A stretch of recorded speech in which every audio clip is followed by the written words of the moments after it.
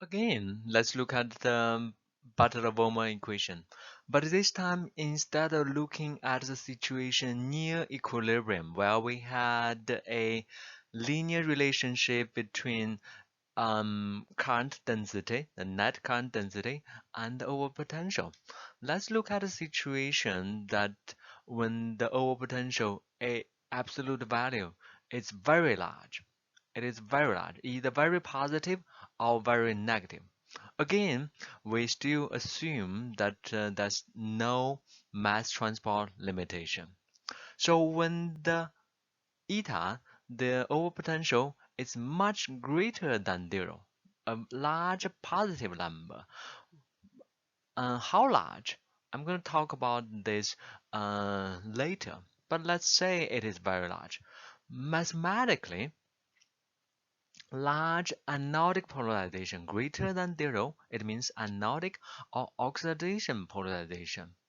But we still assume no mass transport limitation, which means the concentration is still the same throughout the system. Okay? Then, based on mathematics, when eta is much larger than zero, you would see the second exponential term because eta is much larger than zero. This minus sign caused uh, this exponential to be towards minus infinity, and exponential would be close to zero. So the second term drops. The overall current would just be dominated by the first term, by the anodic current term, which is this one. Okay? And if we have this approximation, we said it applies when eta is much greater than zero, when the second term, the cathodic term, is relatively small. It's almost zero compared with the first term. Then, if we take natural log on both sides, we would have natural log of current equals natural log of J0 exchange current density plus this exponential term. We would only have the exponent term, 1 minus beta times NF eta divided by RT. Okay? And then we want to get the overpotential term. So by manipulation, we keep this term while move the natural log of J0 to the left side. This is what we are going to get. Okay, this is what I'm going to get. And we go one step further to isolate eta, the overpotential. So we would have minus, minus, but then RT over 1 minus gamma beta NF times natural log of J0 plus natural log of J keep, but then RT over 1 minus beta NF. So this would be the relationship that give us the overpotential as a function of current density, the natural log of current density with a slope of this value and an intercept of this value. Okay, so this is the situation when eta, overpotential, is much greater than zero, and still assuming no mass transport limitation. On the other hand, we can have the similar situation when eta, overpotential, is much smaller than zero, much smaller than zero, which means large cathodic polarization. Because it's smaller, it's cathodic, it's more negative, cathodic polarization. And of course, we still know transport limitation. The concentration of different species are the same everywhere. But because eta term is much smaller than zero, almost to, when you think of extreme situation, goes towards negative infinity. So the first term within this bracket goes towards 0. Then the current would be dominated by the second term, the cathodic term.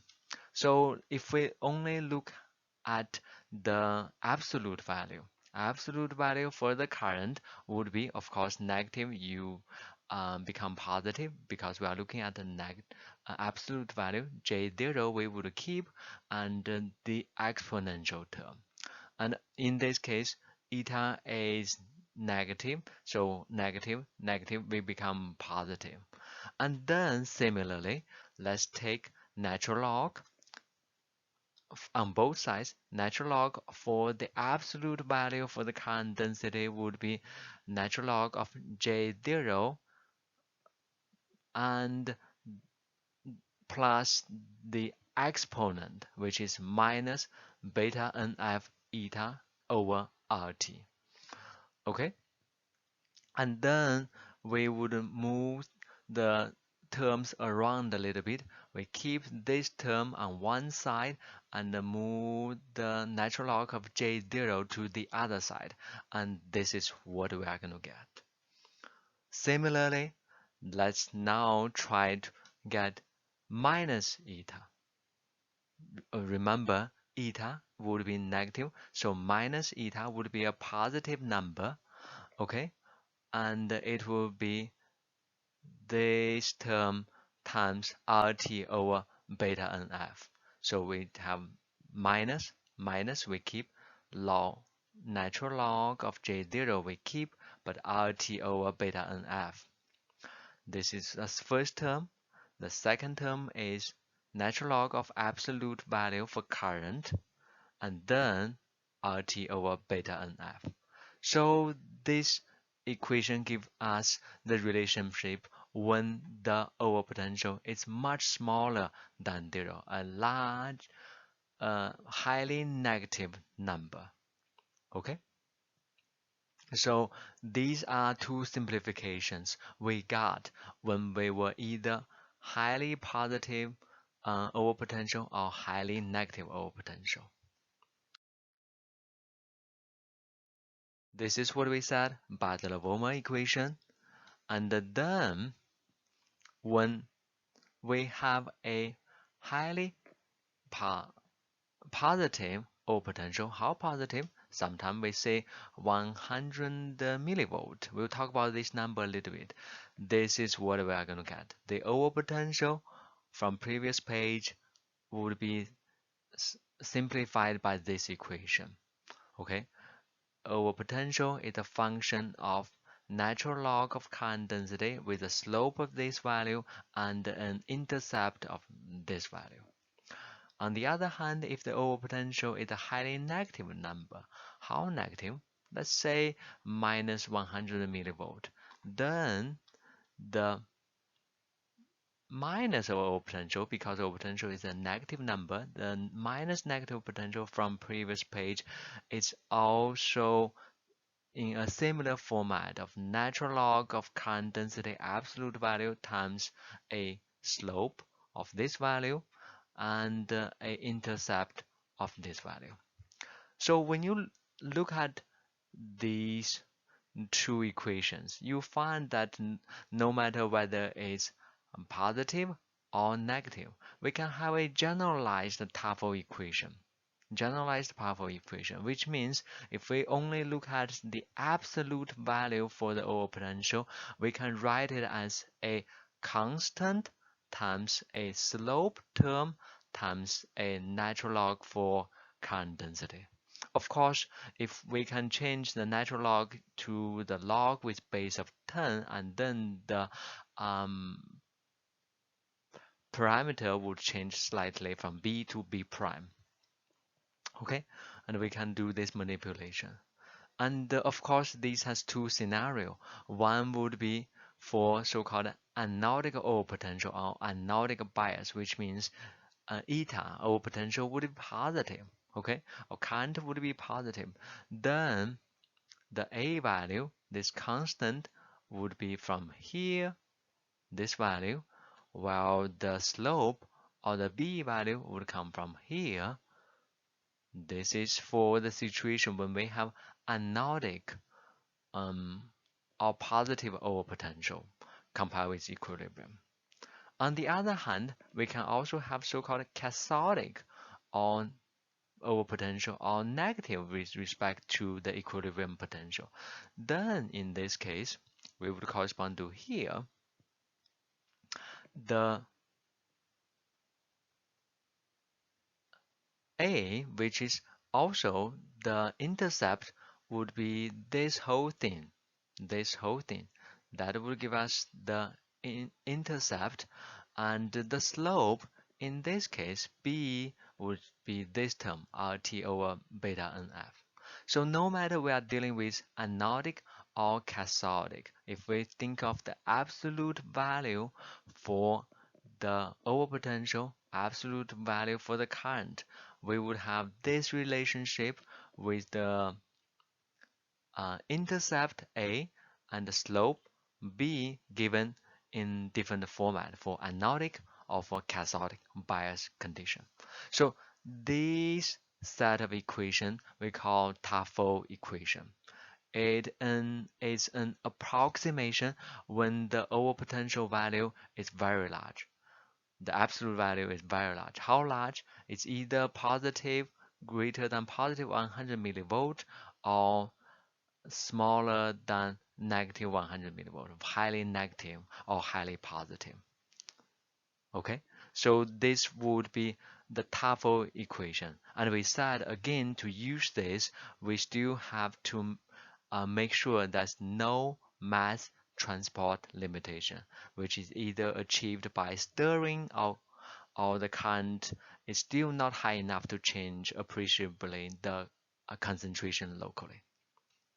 And fitting of the actual experimental overpotential current density data and under the condition of no transport limitation would yield the Tafel intercept, which is a value intercept, this value or that value, as well as the slope, the B value in front of the natural log of the absolute current density. Okay, if we're using B prime, that will be 2.303 times B value.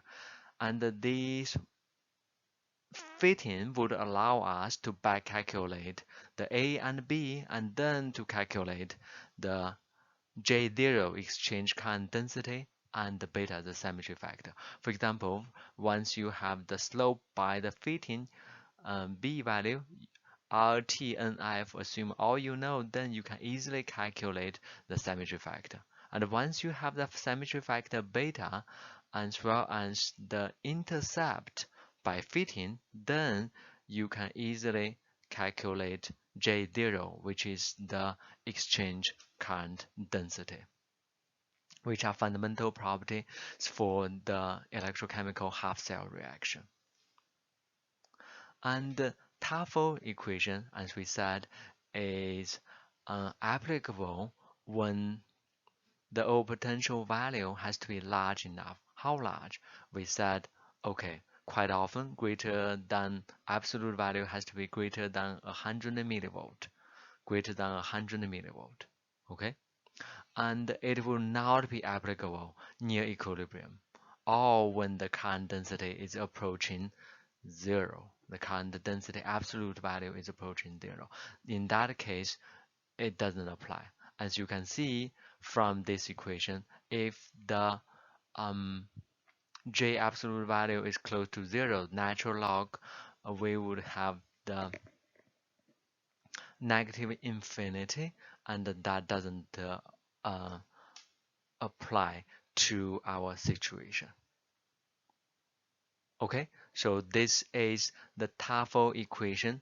We said when the overpotential absolute value is very large, either greater than 100 millivolt positive anodic or smaller than negative 100 millivolt highly cathodic, then the relationship between overpotential and the log of absolute current density follows a simple linear relationship with the intercept and slope related to the fundamental properties such as beta symmetry factor and the J0 exchange current density in simple form.